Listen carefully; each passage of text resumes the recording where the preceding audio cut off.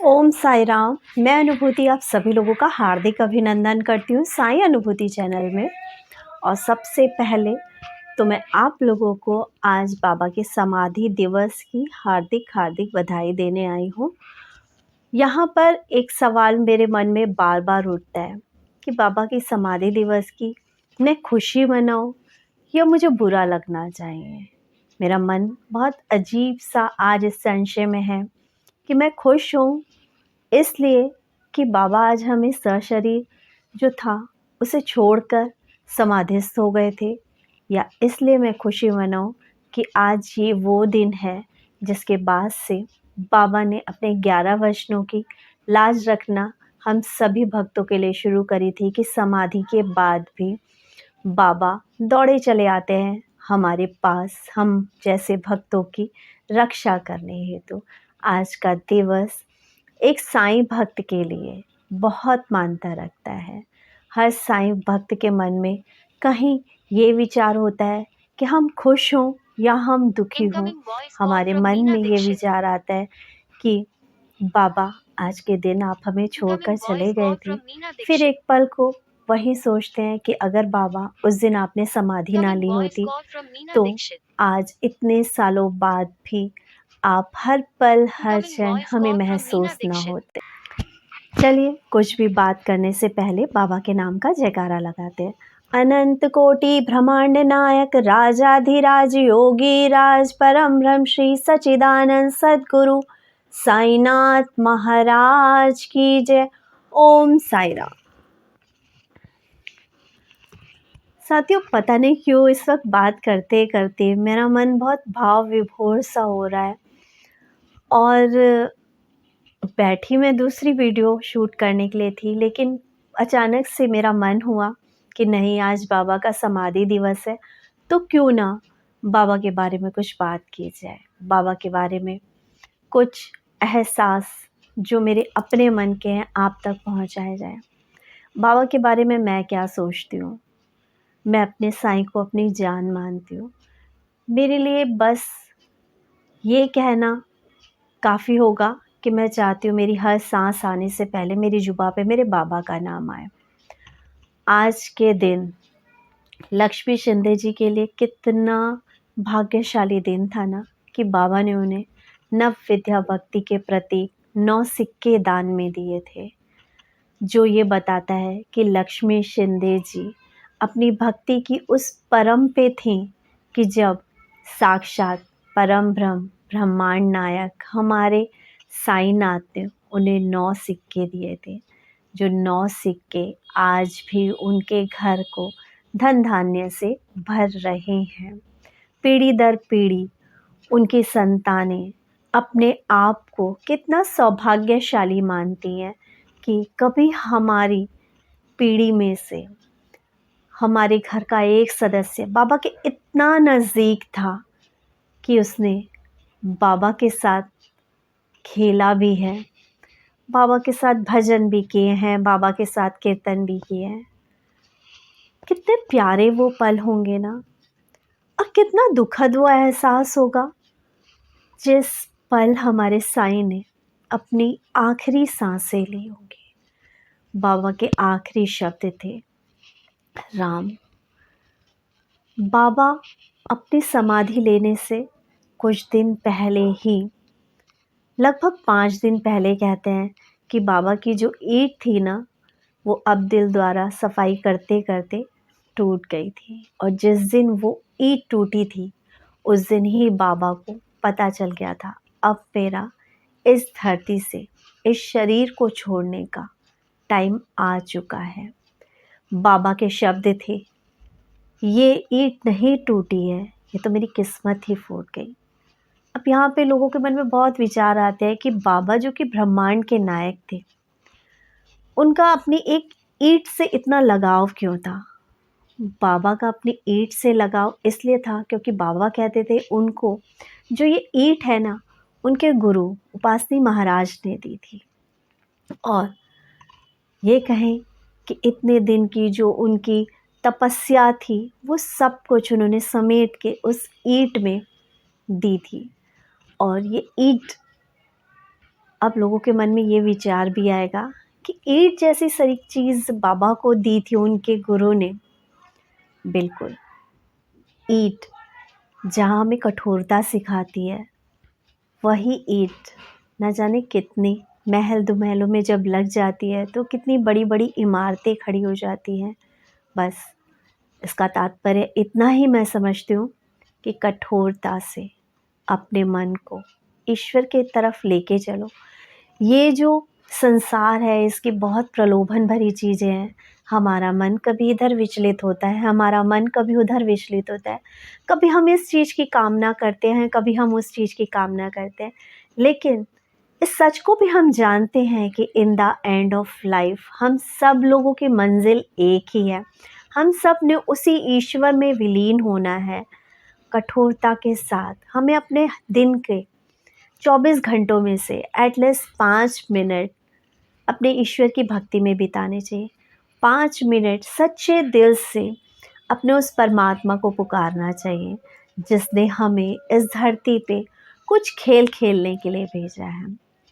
उसने जब इस सृष्टि की रचना करी थी तो उसने सबसे सुंदर कृति बनाई थी इंसान। लेकिन इस इंसान ने यहाँ पर आके कितने सारे मतभेद क्रिएट कर दिए, हिंदू, मुस्लिम, सिख, ईसाई।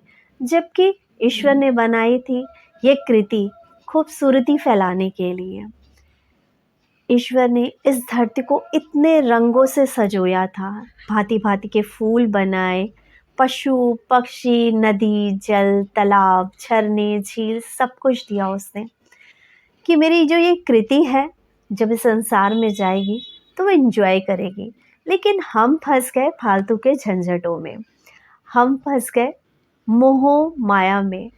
और ईश्वर ने तो कोई भी चीज़ ऐसी बनाई ही नहीं कि जिसका अंत ना हो और वो दोबारा वापस ना आए।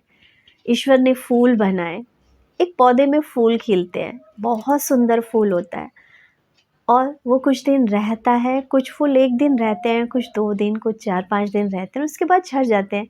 लेकिन या वो पौधा रोता रहता है? नहीं ना, उस पौधे में फिर से नए फूल आते हैं, वो फिर खिल उठता है।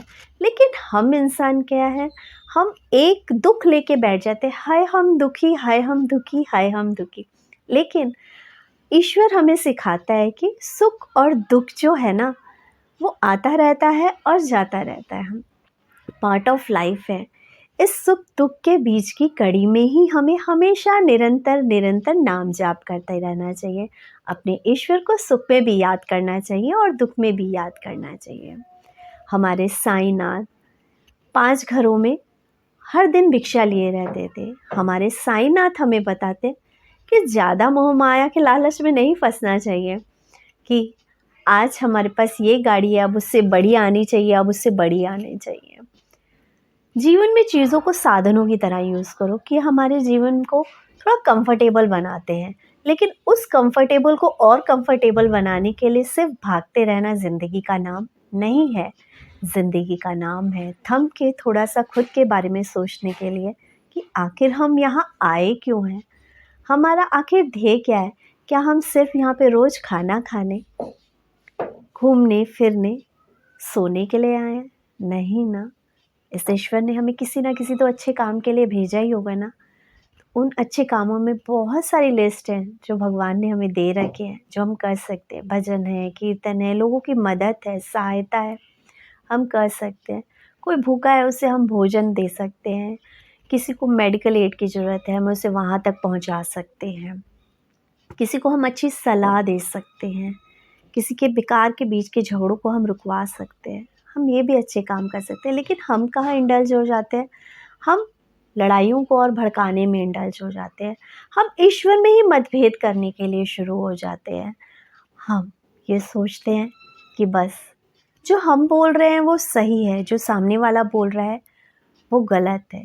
नहीं, हमने सामने वालों की बात को भी सुनकर उसके मत को भी उतना ही प्रेशियस समझना चाहिए और दोनों मतों को मिलाकर एक रिजल्ट निकालना चाहिए। बाबा ने अपने समाधि लेने से कुछ दिन पहले ही भिक्षा मांगना भी छोड़ दिया था। बाबा ने ब्रह्मांड नायक होने के बावजूद भी एक साधारण सा जीवन जिया। बाबा एक फटी पुरानी सी कफनी पहने रहते थे, सर पे पटका होता था। बाबा कई-कई दिनों तक नहाते नहीं थे, जो कि हमें ये बताता है कि शरीर भले ही साफ हो या ना हो, लेकिन आपका मन ज़रूर साफ होना चाहिए। बाबा उन फटे कपड़ों में भी लोगों को ना जाने ऐसी-ऐसी चीज़ें दे देते थे कि वो राजमहलों के स्वामी बन जाते थे। बाबा की सलाहों से ना जाने कितनी बार लोग बड़े-बड़े नुकसानों से बचे हैं। बाबा का जैसे साईं सचरित में रुई के सौदे वाला किस्सा है, आपने सुना ही होगा। कैसे वो भक्त रुई के सौदे को लेके बड़ा कॉन्शियस था कि हाँ, अगर मेरा ये सौदा हो जाए, अगर मैं भी इसमें पार्टिसिपेट कर लूँ, तो मैं कितना अमीर, कितना रिच हो जाऊँगा, मुझे कितना बेनिफिट हो जाएगा। लेकिन बाबा को भविष्य पता था कि क्या होना है, और बाबा ने उसे कहा, थमो, इतना मत भागो। आज भी हर पल पे हम लोगों को भी एहसास होता होगा कितनी बार, हम क्यों भाग रहे हैं, हम काहे के लिए भाग रहे हैं, इतना भाग के क्या कोई फ़ायदा है। एक इच्छा ख़त्म होती है, दूसरी इच्छा पैदा हो जाती है। हम साईं की शरण में आते हैं चमत्कारों को देखने के लिए, और बट ऑब्वियस है कि जब तक हम उनके चमत्कार नहीं देखेंगे, अपने जीवन में लीलाएं नहीं देखेंगे, तो हमें विश्वास कहाँ से होगा। लेकिन जब एक बार हम अपने साईं की लीलाओं को देख लेते हैं, तो हमें उन पे विश्वास भी करना चाहिए, और अटूट विश्वास, अनन्य भाव से अपने साईं की शरण में जाना चाहिए, क्योंकि ये ब्रह्मांड के नायक है, जिसके हाथ में सृष्टि के पांचों तत्व हैं, जो धरती, आकाश, पाताल, बारिश को, धूप को, सबको अपने कंट्रोल में कर सकते हैं, अग्नि को अपने कंट्रोल में कर सकते हैं। तो क्या हमारा जीवन, जो कि एक छोटे से समय के लिए, क्या ये इनके कंट्रोल में नहीं है? ये भी इनके कंट्रोल में है, लेकिन हम इनकी रज़ा में राज़ी रहना ही नहीं चाहते। हमें लगता है कि बस हमें ज़िद करनी है पाने की और अधिक पाने की। लेकिन यहाँ मैं आपको करेक्ट करती हूँ, हमें पाने की ज़िद और अधिक बाबा के पास जाने की, और अधिक बाबा को फ़ील करने की करनी चाहिए। जिस दिन हम बाबा को फ़ील करने लग जाएंगे ना, उस दिन हमें बड़ी-बड़ी गाड़ियों में सैटिस्फैक्शन ना मिल के, हमें अपनी एक साधारण सी ज़िंदगी में भी सैटिस्फैक्शन मिलने लग जाएगा। बहुत से लोग देखे ना, लाखों करोड़ों की संपत्ति रखने के बावजूद भी दुखी हैं, बेड पे पड़े। वो लाखों संपत्ति का कुछ भी बेनिफिट नहीं उठा पा रहे हैं, और उन लाखों करोड़ों की संपत्ति किसी और को एंजॉय करने के लिए मिल रही है। हम भागते रहते हैं ज़िंदगी की भाग-दौड़ में, बस एक ही नाम नहीं ले पाते, ईश्वर का। ईश्वर का नाम लीजिए। बाबा ने एक साधारण सा जीवन जिया। बाबा ने हम लोगों को यही सिखाया कि अंत में भगवान का नाम ही काम आता है। इसलिए बाबा ने 5 दिन पहले से ही भागवत का जो है पाठ करवाना शुरू कर दिया था। क्योंकि हम सभी लोगों को पता है कि जब अंत समय आता है तो भागवत सुनाई जाती है। अंत समय में भगवान का नाम लेकर सुनाया जाता है, ताकि प्राण आसानी से निकले। साधारण सा जीवन जिया, और साधारण जैसे हम लोगों के अंत समय में होता है, बिल्कुल वैसा ही सारी क्रियाएं बाबा ने करवाई। बाबा ब्रह्मांड के नायक थे, लेकिन उन्होंने बताया कि जैसे जैसे जीवन आगे बढ़ता है, शरीर का ढलना लाज़मी है। शरीर में अनेकों प्रकार के दुख, रोग, कष्ट आ ही जाते हैं, लेकिन हरि नाम का सिमरन, बाबा हमेशा राम नाम का सिमरन किया करते थे, और बाबा भी अंत में राम राम कहते हुए ही गए हैं। कितना दुखदाई वो पल होगा ना, जब बाबा ने अपनी आखिरी सांस ली। जिनके हाथों में बाबा ने प्राण दिए थे, वो कितने सौभाग्यशाली होंगे ना, कि अंत समय में भगवान उनके हाथों में थे। सोच के देखिए, चलो एक बार विजुअलाइज करते हैं वही पल, वही क्षण। कुछ पल के लिए अपनी आइज़ को क्लोज कीजिए। चलो चलते हैं उस पुरानी शिरडी में, जहाँ साईनाथ हमारे विराजमान है। बाबा का वो अंत समय, जब बाबा बहुत बीमार से थे। बाबा ने ना अब भिक्षा मांगना छोड़ दिया। अब बाबा द्वारका माई में ही बैठे हैं। बाबा ने कुछ दिन पहले बूटी को ये कहा, कि मैं तेरे बाड़े में ही विश्राम करूँगा। याद करो, बाबा द्वारका माई में उस जगह बैठे हैं, भक्तों का तांता लगा है। बाबा को पता चल गया है कि बस अब बाबा इस शरीर को छोड़ने ही वाले हैं। बाबा ने अपने सभी भक्तों को बोला कि जाओ, दोपहर का समय हो गया है, जाओ दोपहर का भोजन करने जाओ। भक्त जाना नहीं चाहते, लेकिन बाबा नाम ले लेकर कह रहे हैं कि जाओ माधव, जाओ जाओ लक्ष्मी, तुम भी जाओ, नाना जाओ ना, भोजन कराओ। बाबा के जिद करने पे रुहासु मन से वो लोग चले जाते हैं। अचानक से बाबा लक्ष्मी जी को बुलाते हैं। देखो लक्ष्मी जी के मन की क्या व्यथा थी। लक्ष्मी अपने मन को काबू किए बाबा की तरफ देख रही, और बाबा कहते हैं कि लक्ष्मी ले। अपना हाथ बढ़ाते हैं बाबा, वो अपना हाथ बढ़ाती है और बाबा ने लक्ष्मी को देखो, एक एक करके वो 9 सिक्के उनके हाथों में दे दिए। और बाबा ने कहा, पूर्ण जीवन मैंने तेरी भक्ति देखी है, निस्वार्थ, निष्काम, हर पल हर क्षण तूने अपने साईं को बहुत प्यार किया है, बहुत प्यार। आज उसी भक्ति और प्यार का एक छोटा सा इनाम तुझे दे रहा हूँ। 9 सिक्के। बाबा ने नव विद्या भक्ति के 9 सिक्के लक्ष्मी के हाथों में दे दिए। और कुछ क्षण बाद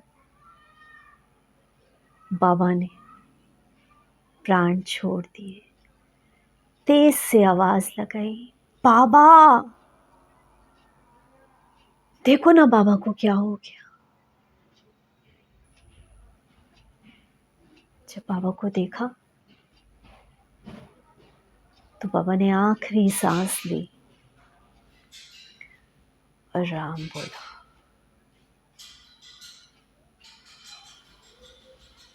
और अलविदा किया इस संसार को, शरीर छोड़कर चले गए बाबा।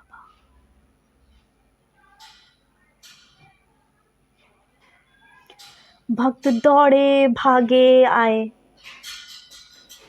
बाबा बाबा, हमारे साईं हमें छोड़कर चले गए, हमारे बाबा हमें छोड़कर चले गए। 2 दिन तक लोगों के मन में सिर्फ यही चलता रहा, बाबा हिंदू हैं, बाबा मुसलमान हैं, बाबा का इस विधि से दाह संस्कार करेंगे, बाबा को इस तरह से समाधिस्थ करेंगे। फैसला ही नहीं लिया जा रहा था।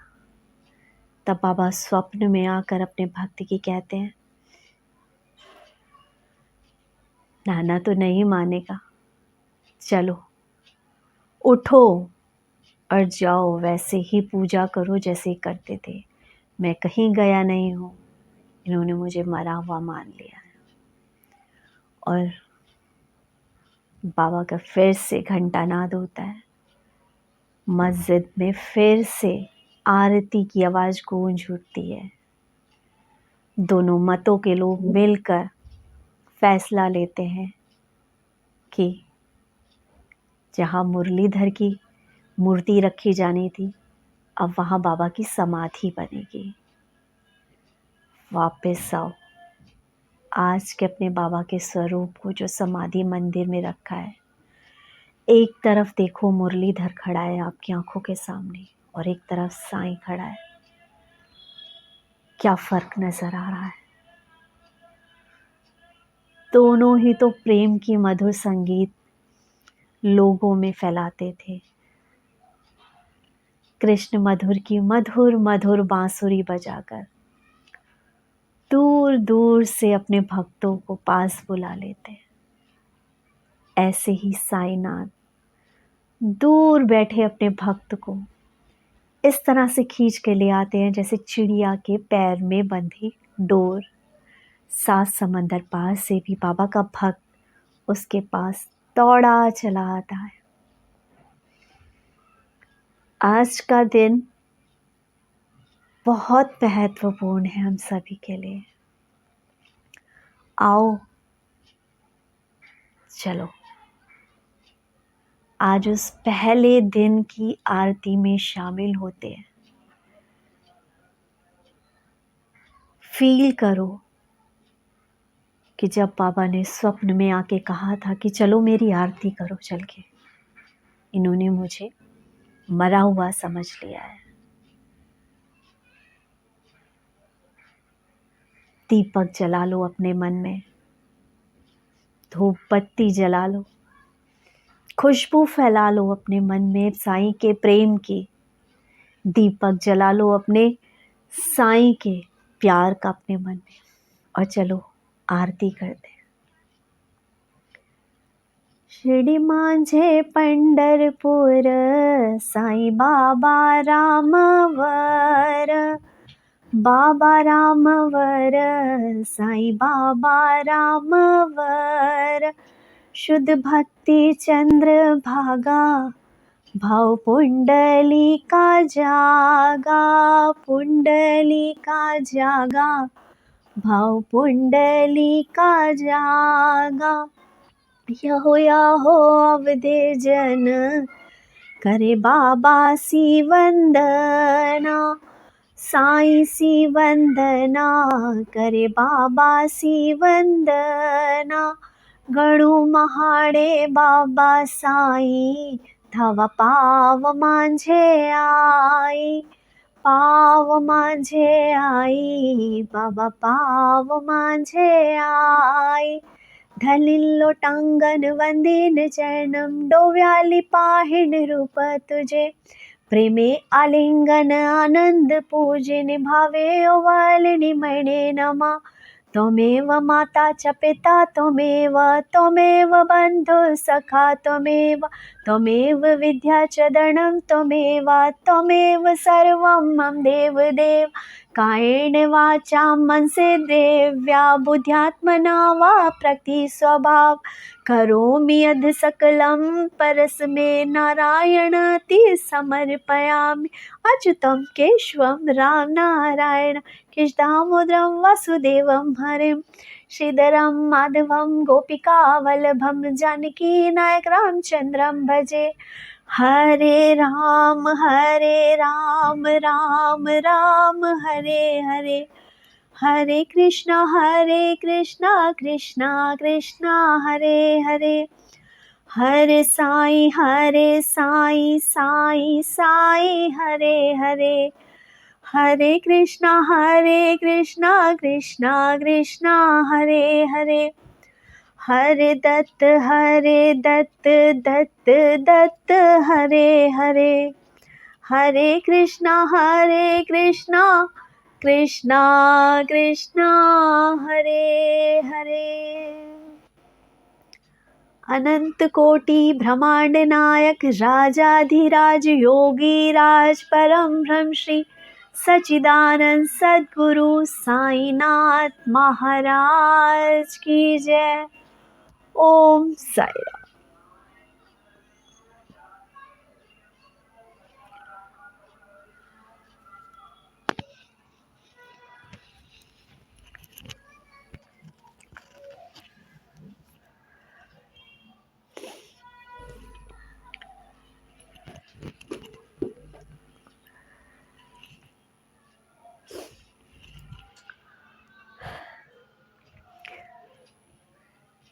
इस दिन के बाद से बाबा के 11 वचन शुरू होते हैं, और तब से लेकर आज तक हमारे साईं, हमारे बाबा 11 वचनों की लाज रखने के लिए हमेशा आते हैं।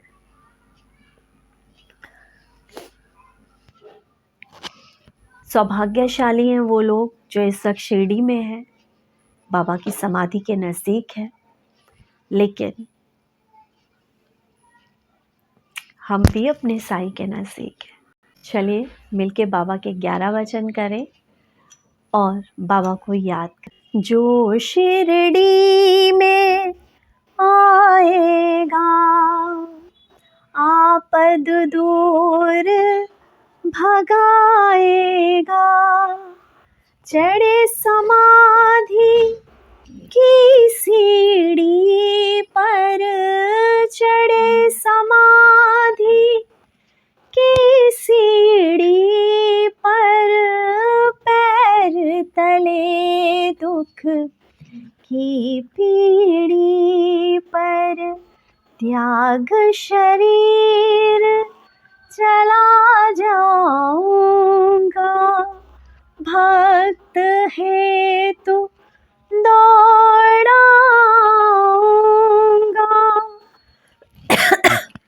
मन में रखना दृढ़ विश्वास, मन में रखना दृढ़ विश्वास,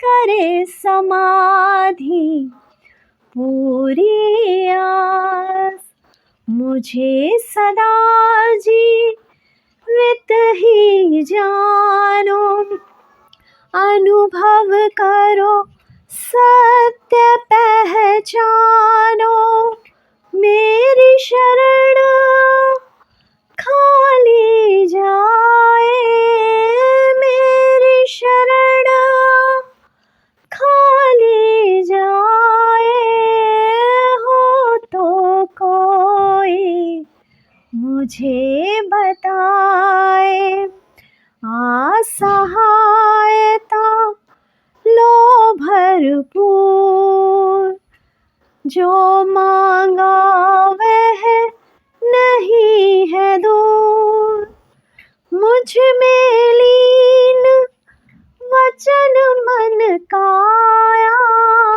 मुझ में लीन वचन मन काया, उस कारण न कभी चुकाया, धन्य धन्य वह भक्त अनन्य, मेरी शरण तज जिसे नान्य। ओम साई राम।